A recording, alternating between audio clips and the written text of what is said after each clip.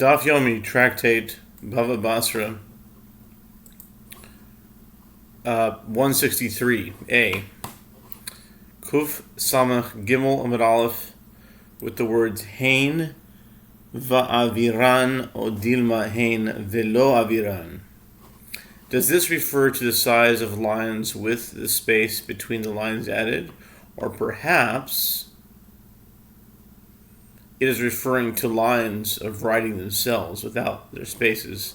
We're coming in the middle of a conversation, obviously, so maybe get some background from the bottom of 162b. Iboilahu, a dilemma was raised before the sages. With regard to the gap of two blank lines between the text and signatures. Okay, in some kind of document, we're talking about documents, and there needs to be a gap of two blank lines between the text and the signatures, which the sages said, and it doesn't need to be. If there's two blank lines, the sages said it invalidates the document. I'm sorry. If there's two blank lines, it invalidates the document. I guess because someone can write something in. And that's where we left off. So now we're at the top of 163. Does this refer to the size of the lines with the space between the lines added? Or is it perhaps referring to the lines of writing themselves without their spaces?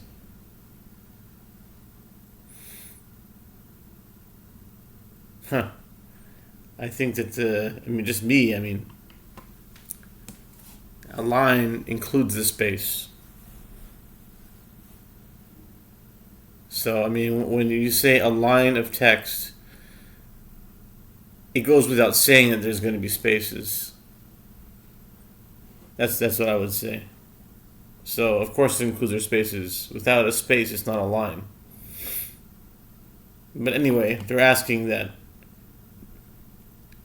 Does it include the spaces also? Amar of Nachman bar Yitzchak, Mistavra dehein v'aviran. Diesel Chadash dehein v'lo aviran. Shita achas v'lo avira, l'may chazia, ela shmamina, hein v'aviran shmamina. Rav Nachman bar Yitzchak said it stands to reason that it is referring to the lines with their spaces. Yeah, that's what I was saying. Of course it's with spaces. What's a line without a space? You can't have a line without a space. So why are you making an extra consideration for their spaces if it's not extra? It's not. Okay, anyway, that's just my commentary, but it looks like I stumbled upon the reasoning of Rabbi Nachman bar Yitzchak, so I guess I'm going on the right track here. If it were, so he explains his opinion. He goes, as if it were to enter your mind that it is referring to lines without their spaces. For what is one line without its space fit? Exactly what I was saying. I guess Gemara is just logical lines of reasoning, and anyone who uses logic can tap into it. What these rabbis were saying. The Braita did not have to state that a document with a single blank line after the text, measured without counting spaces, is not forgeable.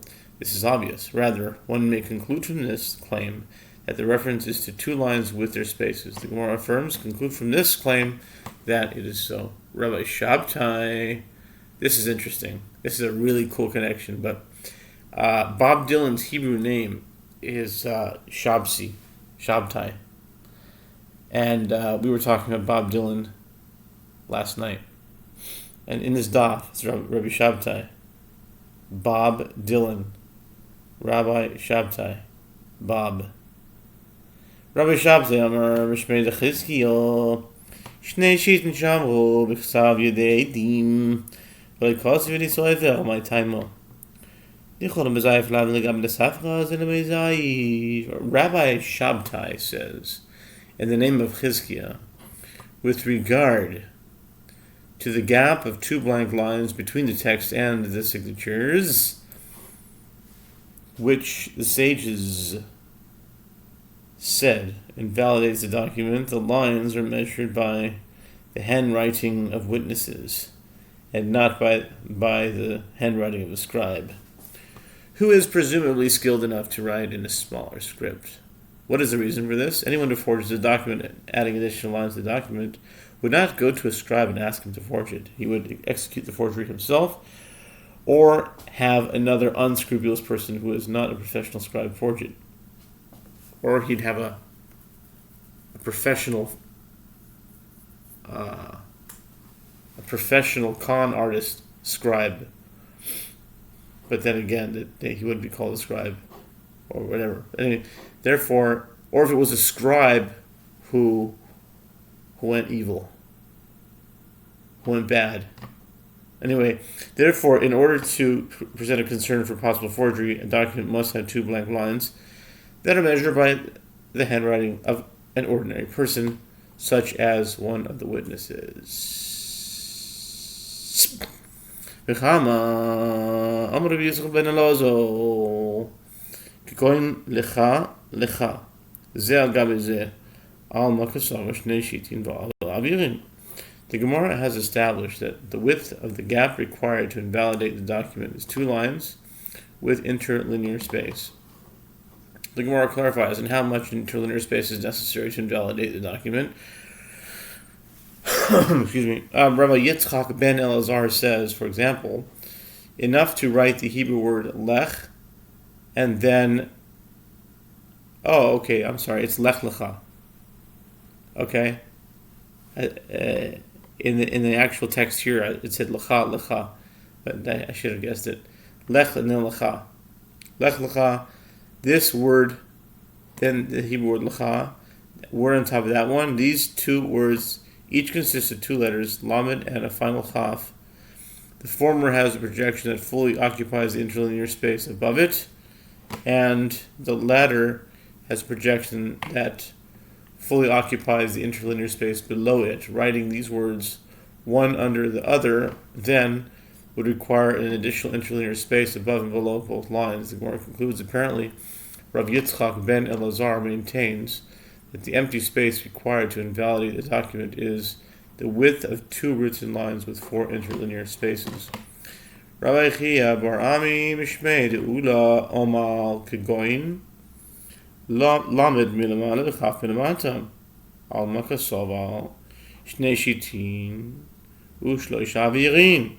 Rabbi Chia bar Ami states that they have an opinion in the name of Ula, for example, enough to write a lamed on the upper line and a final chaf on the lower line. The Gemara concludes, apparently, Ula maintains that the empty space required to invalidate the document is the width of 2 written lines with 3 interlinear spaces, 1 above the first line, 1 above the 2 lines, and 1 beneath the second line. Rabbi Bava Kagon Baruch ben Levi Bishita Achas. Someone out there is probably like, Baruch ben Levi, that's coming up today. I'm Baruch ben Levi. Oh my goodness. The Daf said Baruch ben Levi. Probably. Yeah, it's Baruch ben Levi. That's my name. It's in today's Daf. I can't believe it. 326. Yeah. Baruch ben Levi is 326. I don't know whose birthday is 326. Bishita Achas. The coolest thing is that these are all true. All these things are true. Baruch ben Levi, okay. Rabbi Vahu, sorry about that, I went off track. Rabbi Vahu Amar, Kagon Baruch ben Levi, Bishita Achas, Kasavar Shita Achas Nei Avirin. Rabbi Vahu states a different opinion. For example, enough to write the name Baruch ben Levi on one line. Baruch contains a final chaf, and Levi contains a lamed. The Gemara concludes, apparently Rabbi Vahu maintains that the empty space required to invalidate a document is the width of 1 written line with 2 interlinear spaces, 1 above the line and 1 beneath the line. Amar Rav Lo yishanu ela bein ha'edim niksav aval bein edim ne'ashalto afilu tuva nami kosher. Rav says that they taught in the Braita that a gap of 2 lines invalidates a document only if that space is between the witnesses' signatures and the text of the document. But if there is a gap between the witnesses' signatures and a court's ratification of the document, which follows the witnesses' signatures, then even if there is more space than this, the document is valid. Ma'ishna bein eidim niksav dilma mizayev v'chosav mai diboi v'chasim misahadi bein eidim nishal tanami mizayev v'chosav mai diboi v'chasim misahadi. The Gemara asks, what is different about the case where the gap is between the witnesses and the text, that it invalidates the document? There is a concern that perhaps the holder of the document may forge additional lines and write whatever he wants, and the witnesses have already signed at the bottom, giving the appearance that they attest to the added lines as well. But the same concern can be raised concerning a gap between the witnesses' signatures and the court's ratification as well. There too, he can forge additional lines and write whatever he wants, and have witnesses sign it with the court's ratification, giving the appearance that it attests to the added lines and signatures as well. Why is this document valid? The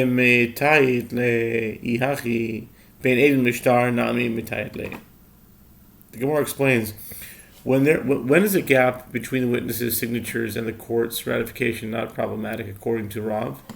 Only when someone inks in the blank space with lines or dots to prevent information from being added there.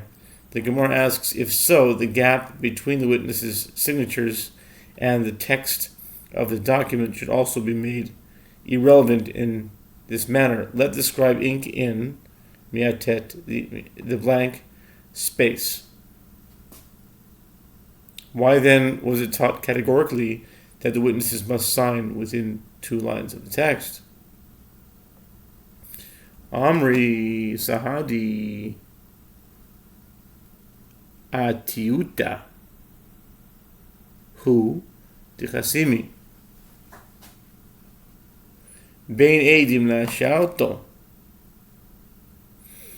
Nami Amri Beidina Atiuta Hu Tichasimi Beidina Atiuta Lo Chasimi. The Gemara answers, inking in the gap between the text and the signatures of the witnesses will not help, as people might say. For example, meaning the concern might be raised. I'm sorry, not for example. This means to say, i.e. is this means to say. This means to say that the concern might be raised. The witnesses are signed only on the inking in. It is possible that the witnesses' signatures were affixed only to attest that the inking was done in their presence, and that the inking in is not a sign of duplicity. And their signatures do not relate to the actual text of the document. The Gemara asks, if so, raise the same concern when the gap between the witnesses' signatures and the court's ratification is inked in. There too, people might say, the court's ratification is signed only for the inking in, and not for the actual text of the document.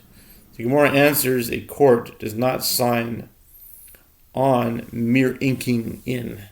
Their ratification is always in reference to the entire document.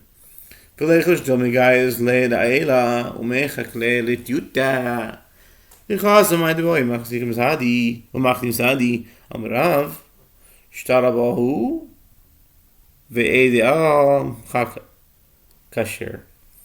The Gemara raises another issue, and let there be a concern that perhaps the holder of the document will excise the entire text that appears above the signatures, and then erase the inked-in part and write whatever he wants in that erased area, and have unscrupulous witnesses sign it. And this would be a valid document, as Rav says, a document that comes before